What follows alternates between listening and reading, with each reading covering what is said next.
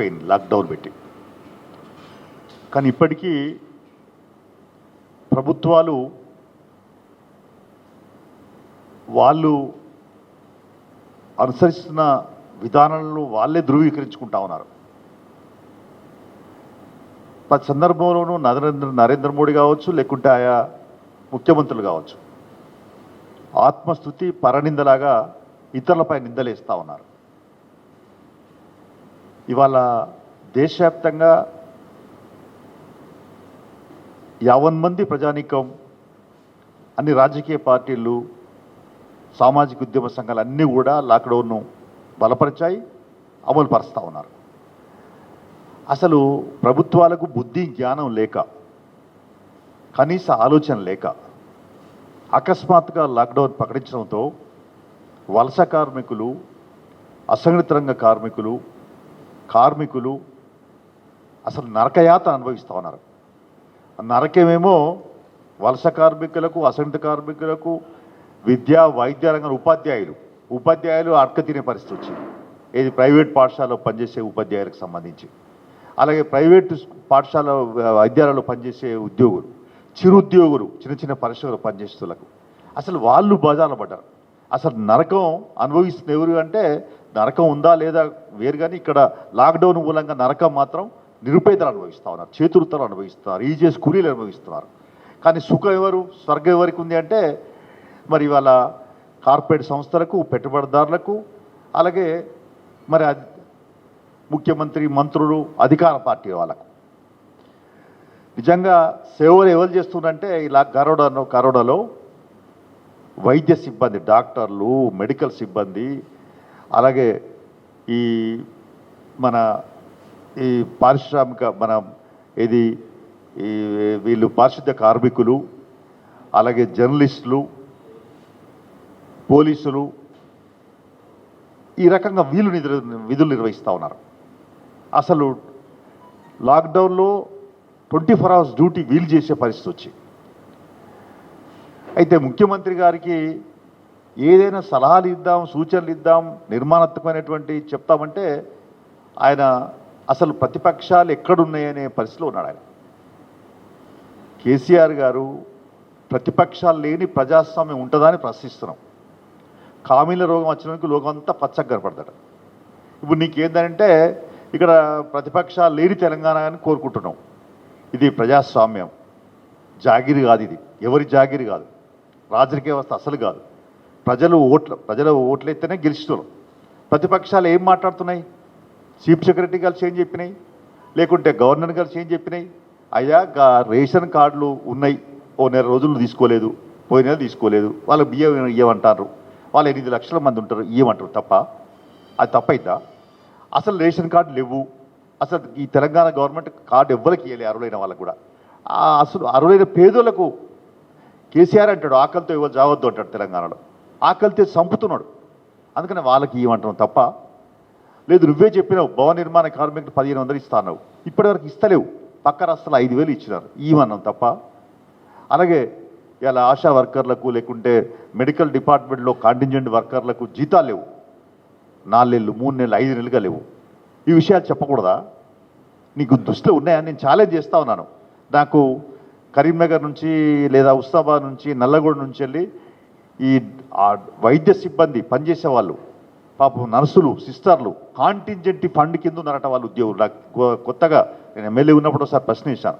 Contingent వర్కర్స్కి 29 నెలలుగా జీతాలు లేవు. ఇది కాదంటారా కేసీఆర్? నేను ఛాలెంజ్ చేస్తున్నా. నేను మొన్ననే సిద్దిపేట కలెక్టర్ కూడా మాట్లాడినా, కరీంనగర్ కలెక్టర్ కూడా మాట్లాడినా, నల్లగొండ వాళ్ళకు కూడా మాట్లాడినాను. అందుకనే ఈ విషయాలు చెప్పడానికి మాకు అవకాశం ఉండదా? ఇప్పుడు మీరు ఇవాళ ఏం చేస్తున్నారు?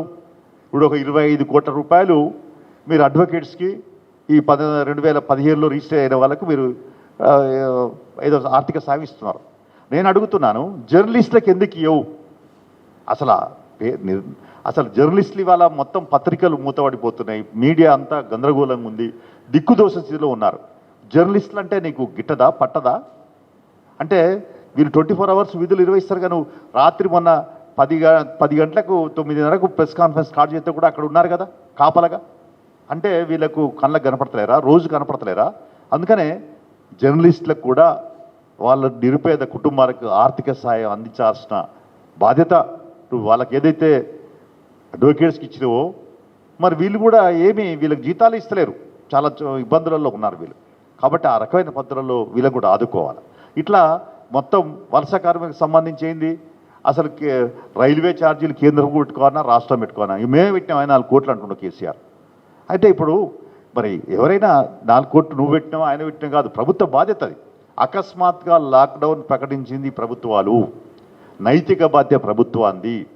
మీరు బజార్లో వాడేశారు ప్రజల్ని, మీరు బజార్లో వాడేశారు వలస కార్మికుల్ని, కూలీలని. వాళ్ళ స్వస్థలాలకు పోవడానికి నానా తంటాలు పడుతున్నారు. నారాయణపేట నుంచి ఒక మరి కార్మిక అంటే వలస కార్మికురాలు భర్తతో పాటుగా 8-10 మంది వస్తూ ఉన్నారు కాలినడకన వస్తూ ఉంటే ఆమె డెలివరీ అయింది. 2 కవల పిల్లలు పుట్టారు. మన గద్వాల్లో డెలివరీ బాజార్లో. అంటే బాజార్లో డెలివరీ ప్రసూతులు అయితే కూడా మరి ప్రభుత్వాలకు కళ్ళకు గడపడకపోతే ఇంకేం చెప్తాం? ఇలాంటి విషయాలు చెప్పడానికి అవకాశం ఉంటే కదా. నువ్వు ఎట్లాగో గలవో ఇదివి, నేను గలవాలని కూడా అనుకోవట్లేదు. కానీ కలుస్తా మరి చీఫ్ సెక్రటరీని మరి ప్రజాస్వామ్యంలో మేము చెప్పాలి కదా. ప్రతిపక్షాలంటే ఏంటి? ప్రజల గొంతుకను వినిపించేటి, ప్రజల పక్షంగా ఉండేటి, ప్రభుత్వానికి కనువిప్పు కలిగించేటి. కాబట్టి అవి కూడా మేము వినం. అసలు వాళ్ళకు కూడా చెప్పొద్దు మీరు చీఫ్ సెక్రటరీకి, అలాగే లేకుంటే గవర్నర్ చెప్పొద్దు, నేను ఆర్డర్ పాస్ చేయండి, ఓ జీవో పాటు చేయండి, అప్పుడు ఆలోచిస్తాం. అందుకనే ఈ రోజున మరి అక్కడ నరేంద్ర మోడీ అయితే ఆయన కూడా లాక్డౌన్ ఆయన ఏ ఉద్దేశంతో పెట్టిండంటే ఆయన అమెరికా ట్రంప్ను ఆదర్శంగా తీసుకున్నాడు కావచ్చు. ట్రంప్ అడుగుజాడల్లో మోడీ పరిపాలన సాగిస్తున్నాడు ఇవాళ. అక్కడ ఆయన వెసులుబాటు చేస్తే ఈయన వెసులుబాటు చేస్తే ఇప్పుడు ఏమైంది? ఆయన బీర్ బ్రాండ్ వైన్లకు అవకాశం ఇస్తే ఇలా ఆయన కిటికీలు తెరిస్తే వీళ్ళు దర్వాజాలు తెరిచారు. మొత్తం ఎక్కడో ఓపెన్గా చేసేస్తే ఇప్పుడు ఏముంది? తెలంగాణలో ఒక కంటోన్మెంటు ప్రాంతాలలో 15 షాపులు తప్ప మొత్తం 2200 షాపులు ఓపెన్ అయ్యాయి. మరి జనాలు మీడియా పోయి అడిగితే వాళ్ళు చెప్తున్నారు, అవునా మొన్నదాకా షాపులు తెరవలేదు, మేము తాగలేదు, షాపులు తెరిచి తాగుతున్నాం. అంటే ప్రభుత్వమే తాగిపిస్తుందనే అర్థంలో వాళ్ళు మాట్లాడుతూ ఉన్నారు. బాటిల్ పట్టుకొని ఎగురుతా ఉన్నాయి. ఇది సంతోషమా? కేసీఆర్ గారు అడుగుతూ ఉన్నాం.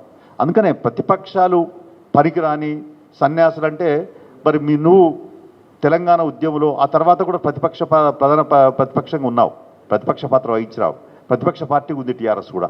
అప్పుడు మీరు ప్రశ్నలు లేవనెత్తలేదా? అసెంబ్లీలో మనమంతా కలిసి లేమా? తర్వాత కూడా కంటిన్యూగా పోరాటం చేయలేదా? బయట చేయలేదా? అంటే ఇప్పుడు ప్రతిపక్షాలు చేయొద్దు అంటే నీకు డూడు బస్వన్నలుగా తరలుపాలా? ఇది అసంబంధం, అన్యాయం. ఇది కేసీఆర్ అహంభానికి అద్దం పడుతుంది, అహంకారపూరిత వైఖరి తెలియపరుస్తుంది. దీన్ని మేము సీరియస్గా ఖండిస్తున్నాం. అందుకని వైఖరి మార్చుకోండి, ప్రతిపక్షాలను గౌరవించండి. ప్రతిపక్షాలు గౌరవించడం అంటే ప్రజాస్వామ్యాన్ని గౌరవించడం అంటే ప్రజలకు గౌరవించడం. అది ఆలోచన చేయమని చెప్పేసి విజ్ఞప్తి చేస్తూ, ఇప్పుడు అనేకమైనటువంటి సమస్యలు ఉన్నాయి. సమస్యలు చెప్పడానికి మా ప్రయత్నం తప్ప మేము చెప్పేటి కరెక్ట్ కాకపోతే చెప్పండి, ఛాలెంజ్ మేము చేస్తున్నాం. ఇప్పుడు కార్డు లేని వాళ్ళు 10 లక్షలు ఉన్నారు, కార్డు ఉండి 3 నెలలు తీసుకోకపోతే ఈ వాళ్ళు 8 లక్షలు ఉన్నారు. ఛాలెంజ్ చేస్తున్నాం, చెప్పండి ఓపెన్గా. మీరు క్రికెట్ చెప్పండి. వలస కార్మికుల అవస్థలు అయితే ఓపెన్గా మీడియా అంతా కనపడుతుంది. రోజు అద్దం కళ్ళకు కనపడుతుంది, అద్దంలో పెట్టి చూసినట్టు కళ్ళకు కనపడుతుంది. ఇది ఇంకా మీ ప్రతిపక్షాలు ఎవరైతే ఇవే కదా. మేము ఇంకోటి ఏమన్నామంటే WHO వరల్డ్ హెల్త్ ఆర్గనైజేషన్ చెప్పింది. ఏమని చెప్పింది? Trays test treat. అంటే మొదలు గుర్తించండి, ఆ తర్వాత ఏదో టెస్ట్ చేయండి, ఆ తర్వాత వాళ్ళకి ట్రీట్మెంట్ చేయండి, వైద్యం చేయండి. తప్ప ఇవాళ మీరు ఎక్కువ టెస్టులు చేస్తే ఎక్కువ వస్తాయి కేసులు. టెస్టు తక్కువనే ఇప్పటికీ మా బలమైన అభిప్రాయం. దేశంలో ఆవరేజ్కి అయితే టెస్టులు చేస్తున్నావు దేశవ్యాప్తంగా, ఆవరేజ్ కంటే తెలంగాణలో టెస్టులు చేసేది తక్కువ ఉన్నదని ఘంటాపథంగా చెప్తున్నాం. తప్ప చెప్పండి మీరు ఏ ఆధారం ఉన్నాయో. అందుకని ఇలాంటి అనేకమైనటువంటి అంశాలను చెప్పడానికి కూడా మీరు అవకాశం ఇవ్వకుండా ఒక నిరంకుశమైన నియంత్రిత పద్ధతులు అనుసరిస్తారు. దీన్ని మేము తీవ్రంగా ఖండిస్తున్నాం. ఏదేమైనా ప్రతిపక్షాలు తప్పనిసరిగా మరి ప్రజాస్వామ్యంలో ప్రజల పక్షాన పోరాడతాయి. రాజ్యాంగం చెప్పింది, ప్రాథమిక హక్కులు చెప్పింది, మరి నిలదీసే హక్కు ఉంది ప్రతి పౌరుడికి. ఈ దేశంలో మాట్లాడే స్వేచ్ఛ ఉంది. అవి కూడా కాల రాస్తారా? ఆడ నరేంద్ర మోడీ, ఈడ కేసీఆర్, ఆడ జగన్మోహన్ రెడ్డి ఇదే పని చేసినట్టు కనపడుతుంది. ఏదేమైనా అంతిమంగా విజేతలు కాబట్టి ప్రజాస్వామ్యంలో మీ ఆటలు సాగవని చెప్పి తెలియపరుస్తారు. ప్రతిపక్షాలు ప్రాతినిధ్యం చేస్తే ఎప్పటికప్పటికి ఆయన గౌరవిస్తే తప్పనిసరి మేము ఆయనకు గౌరవిస్తాం, ఆయన తిరస్కరిస్తే మేము కూడా తిరస్కరిస్తాం. తిరస్కరిస్తే మేము కూడా తిరస్కరిస్తున్నాం. అందుకనే అంతే. ఆయన ఇస్తున్నాడు కదా ఎవరికి. ఇప్పుడు అడిగేది ఆయన డిక్షనరీలో ప్రాతినిధ్యం లేదు, ఎవరిని కలిసేది లేదు, మాట్లాడేది లేదు. ఈ soul and soul of the Telangana అనే పద్ధతిలో ఉన్నాడు. అందుకనే ఆయన పిలిచేది ఆల్ పార్టీ మీటింగ్లో పిలవలేదు కదా, ఒక జిల్లాల విభజన అప్పుడు పిలిచినాడు అంతే. అంతకుముందు 2014లో ఈ హైదరాబాద్ రంగారెడ్డి భూములు అనేది పిలిచినాడు. ఆ తర్వాత ఎక్కడ అఖిలపక్ష సమావేశాలు జరిగినాయి? ఇప్పుడు ఆయన పిలిచినప్పుడు అప్పుడు ఆలోచిస్తాం. ఆయన విలువాలే కదా, పిలిచినప్పుడు వాళ్ళు కూడా వస్తారు. ఎవరైనా మన ప్రజాసభలు ఉన్నప్పుడు ఆల్ పార్టీ మీటింగ్ పెడితే రామా, అభిప్రాయం చెప్పాలి కదా. ఇప్పుడు మీ ఇంటికి ఇంటర్నేషనల్ మార్కెట్లో $100 నుంచి 19.9 అంటే 80% తగ్గింది. అంటే కనీసం పబ్లిక్కి సగం లేకుంటే ఒక 20%, ఈవెన్ 10% ఇది చేయాలి. కానీ ఇక్కడ చూస్తే ఇంకా పబ్లిక్ మీద బరువు పెట్టారు. ఇప్పుడు చాలా అన్యాయం ఇది. ఇప్పుడు చూస్తే వ్యాట్ ఇంకా సెంట్రల్ ట్యాక్సెస్ మొత్తం చూస్తే 69% పెరుగుదల ఉంది. ఇది అన్యాయమే కాదు, దౌర్జన్యం అని చెప్పొచ్చండి. సో ఇప్పుడు యూరోపియన్ కంట్రీస్లో కూడా కంపేర్ చేస్తే మనది హయ్యెస్ట్ ధర ఉంది ఇక్కడ చూస్తే. ఎందుకు ఏమైనా ఇంటర్నేషనల్ మార్కెట్లో రిలీఫ్ వస్తే మనకి పబ్లిక్ మీద ట్రాన్స్ఫర్ చేయకూడదు, ఇట్లా పాలసీ ఉందా? సో ఈ విషయంలో గవర్నమెంట్ ఏంటంటే ఈ మనకి డ్యూ టు COVID-19 వల్ల ట్రాన్స్పోర్టేషన్ తగ్గింది, అందుకొరకు ఈ ట్యాక్సేషన్ అంతవరకు రావటం లేదు అని వాళ్ళు ఎంత పెరుగుదల చేశారు. నెంబర్ 2, ఇప్పుడు గవర్నమెంట్ ఆర్థికంగా పాలసీస్ ఎట్లా ఉంది అంటే చైనాలో చాలా బిగ్ కంపెనీస్ క్లోజ్ అయ్యి వేరే చోట పోతున్నారు ప్రాంతంకి. సో అవుట్ ఆఫ్ 56 కంపెనీస్ మేము ఓన్లీ 3 కంపెనీస్ అట్రాక్ట్ చేసాం. అక్కడ వియత్నాంలో 26 కంపెనీస్ వియత్నాంకి పోయింది, తైవాన్లో 11, థాయిలాండ్లో 8, కానీ ఇండియా అట్రాక్ట్ చేసింది only 3. So Indian economic policies ఆర్థికంగా ఎట్లా ఉంది అంటే అట్రాక్టివ్ లేదు. సో ఈ విషయంలో మన ఆర్థికంగా చాలా మేము వెనక ఉన్నాము. సో అది ఓవర్కమ్ చేయాలంటే సో మన పాలసీస్ అట్రాక్టివ్ ఉండాలి. ఇంకా ఈ మొత్తము సంక్షోభం నుంచి బయటపడాలంటే కొద్దిగా వేరే స్టెప్స్ ఆలోచన చేయాలి. సో ఈ విషయంలో గవర్నమెంట్ సీరియస్గా ముందుకు వచ్చి చేయాలని మేము కోరుతున్నాం. రోడ్స్ అంటే వాషర్మెన్, బార్బర్కి 1 టైం రిలీఫ్, అట్లనే పువ్వుకి సంబంధించిన రైతులు ఉంటే పర్ హెక్టార్ 25,000 రూపీస్. అట్లా ఈ రిలీఫ్ ప్యాకేజ్ మన దగ్గర ఈ సెక్షన్స్కి ఏం లేవు. సో మేము మన ముఖ్యమంత్రికి చెప్పేది ఏంటంటే మన నేబరింగ్ ఎస్టేట్ వాళ్ళు అంతా పెద్ద రిలీఫ్ ప్యాకేజ్ ప్రకటన చేస్తే మీరు కూడా ఏమైనా రిలీఫ్ ప్యాకేజ్ ప్రకటన చేయండి ఈ సెక్షన్స్కి అని మేము కోరుతున్నాము. Okay, right.